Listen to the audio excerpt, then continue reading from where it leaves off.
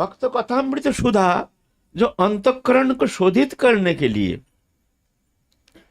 साधारण जीवन में हम लोग भजन करते हैं, लेकिन उसमें वो तल्लीनता तन्मयता अति नहीं है, उतना सहज नहीं है। और जो पूर्व संस्कार वश पूर्व जन्मार्जित तो शुभ संस्कार लेके आए हैं, जन्म से ही उनके भजन में तीव्रता एवं भजन में एक तीव्र अभिनिवेश, भजन में एक तल्लीनता तन्मयता स्वाभाविक ही, ये तो रेयर केस। लेकिन हम जैसे साधारण प्राकृत साधक जो हैं, हम सब साधक के लिए तो भजन में एक आग्रह, उत्कंठा, व्याकुलता ये होना बहुत जरूरी है। भजन एक क्रिया नहीं है, क्रियात्मक नहीं है, वो भावनात्मक। क्रिया तो होता है एक इंद्रिय के द्वारा जो भी करते हैं उसको क्रिया कहते हैं। हम लोग भजन करते हैं इंद्रिय के द्वारा, नाम जप करते हैं और नाना प्रकार भक्ति अंग जाजन करते हैं, दंडवत परिक्रमा आदि करते हैं, सेवा पूजा आदि करते हैं। लेकिन ये क्रियात्मक है, भावनात्मक, अंतर जगत में उसके अनुप्रवेश होना बहुत जरूरी है। हर समय भगवत चिंतन में एक तल्लीनता, एक तन्मयता, कुछ भी करें कर से कर्म कर विधि नाना, चित्त रखो जहाँ कृपा निधाना। कर से कर्म करो लेकिन मन को रखो प्रभु के चरण में, प्रभु के चिंतन करते रहो, कर से काम करते रहो तो तुम्हारा भजन हो जाएगा। लेकिन इतना सहज नहीं है। हमारा मन विषय वस्तु पदार्थ के प्रति ऐसे आसक्त है जो लाख कोशिश करते हुए भी हमारा मन भगवत चिंतन में वो तल्लीनता तन्मयता होना संभव नहीं है। हाँ, देहोदैहिक वस्तु पदार्थ तो हमने जो इसके प्रति जो हमारे आवेश, प्रियजन के प्रति हमारे जो प्रियता के कारण उनके प्रति जो हमारे चित्त दौर्बल्य, ये सब कारण बन जाता है। हमारे भजन में मन नहीं लगता है। कहते हैं बाबा मन नहीं लगता है। मन क्यों लगेगा, कहाँ लगेगा? मन तो लगा हुआ है ना, मन तो लगा हुआ है। तो वो मन तो एक ही है, चाहे कहीं भी लगे। जब विषय में लग जाता है तो मन विषय का ही आस्वादन करेगा। तो मन तो हमारा लगा हुआ है ना, और हमको चित्त जगत में दोनों वस्तु संपूर्ण अलग है। एक चित्त वस्तु, एक जड़ वस्तु। जड़ीय वस्तु, जड़ीय वस्तु जो विषय है, शब्द स्पर्श रूप रस गंध, ये जड़ीय वस्तु है। ये है माया है, ये अंधकार है, और चित्त वस्तु है रोशनी है। ये जड़ीय वस्तु का आवेश यह है बंधन, और वो चित्त वस्तु उस वस्तु का आवेश है मुक्ति। यह है अंधकार, वह है रोशनी। यह है दुखदाई, वह परम आनंददायी।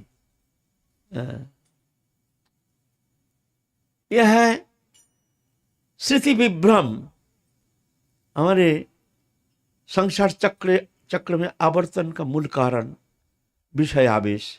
लेकिन वो विषय आवेश छूट करके भगवत चरण में मन को सन्निवेशित करने में भगवत चिंतन वो बहुत जरूरी है ना। दोनों विपरीत धर्मी, दोनों का कोई तालमेल है नहीं।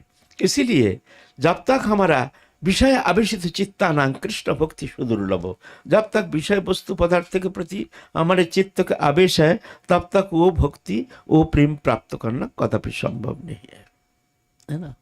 तो क्या करें, सहज सरल उपाय क्या है?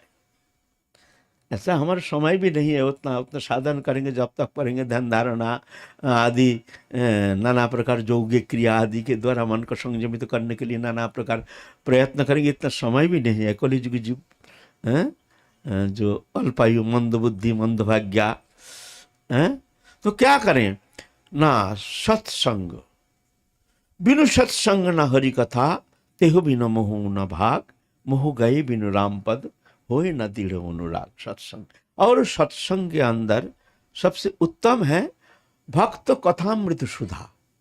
ये सुधा पान करने से ऑटोमेटिकली स्वाभाविक वो शब्द भीतर में प्रवेश करके आपके अंतःकरण के जो मलिनता वो अपसारित करके हृदय का स्वच्छ निर्मल करने में समर्थ है। वो आपको चेष्टा करने का आवश्यकता नहीं। आप सिर्फ प्रतिदिन नियमित रूप से भक्त कथा श्रवण करते रहिए, इसमें ही आपका काम बन जाएगा। वो कथा में इतनी शक्ति है, वो कथा में हृदय के अंदर में प्रवेश करके आपके अंतकरण स्थित जो मलिनता, अपना वासना, कामना, नाना प्रकार दुराग्रह, ये हमारे हृदय को दूषित करके रखा है।